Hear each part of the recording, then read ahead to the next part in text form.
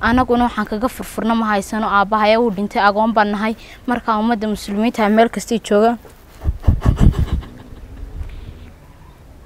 ilaahay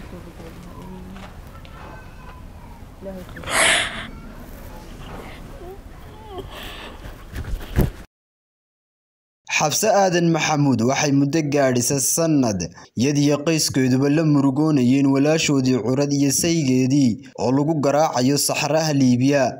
wala waxaan ku noolay ma jirto wala saasu jirkeyga dhiig uga daaya wala wadarkiisii noloshaan ku noolaayeen nololaay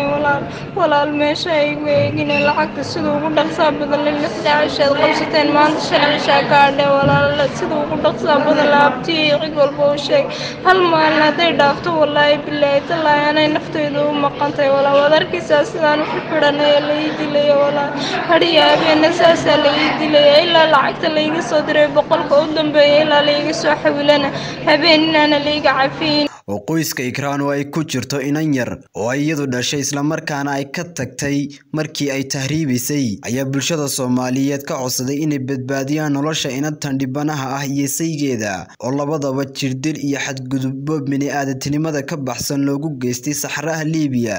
Soomaalida meel kasta joogan waxaan soo jeedinayaa inanteedii oo curadeedii Ikraan Aadan Maxamuud Faarax la yiraahdo dadka muslimiinta walaalaha inay naga soo caawiyaan imika muddo 10 bilood ku xidhan Liibiya inan yarna nagaga tagtay iyo ninkeedii israacay muslimiinta walaalaha waxaan ka codsanayaa inay naga soo caawiyaan walaasha waa curadeedii meel baa lagu dilayaa uma dul qaadan karno oo hinteeda iyo dhibaatadeeda muslimiinta waxaan ka codsanayaa walaalaha dal iyo dibad meel kasta joogaanba inay naga soo caawiyaan inanta hal la caawiyo cadawga ha laga furo cadow weeyaan cadawga ha laga furo 6 casho imika uu qabtay 6 maalmood maanta bishu waa 29 bishii shanaad bisha dambe mala 6deeda miya talo ay 6 casho ku buuxdaa 6 casho marka dhaaftaa wixii waan ka taqalusinaya hooyo Sahra Rooble Yuusuf waa hooyada dhashay Ikraanta nolosheeda loo qabtay 6 cisho waxay bulshada Soomaaliyeed ka codsanaysaa inay inateeda badbaadiyaan si ay mar kale nolosha ugu midoobaan waxaan ahay hooyo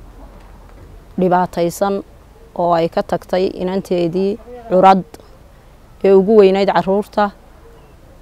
inanta yarna ay gaga tagtay inanta yar hooyadeedii aabaheed way israaceen kadib waxay joogaan labadiiba Liibiya inankii uu liitaa wuu xanuunsanaya waa la dilay xabad baa lagu dhuftay iyadina aad bay u dhibaataysan tahay dabadeedna awalba iyadoo dhibaataysnayd ayaa imankana dhibaato xun laga soo duubay oo camera video laga soo duubay marka dhibaatada ayaa haysata inantu waa agoon weeye waa la jirdilayaa timihii waa laga xiiray xaaladeedu way xun tahay waxaanu nahay dad yar ah oo agoon ah oo aan waxba haysanin camalna haynin caruurta iyada ugu weyn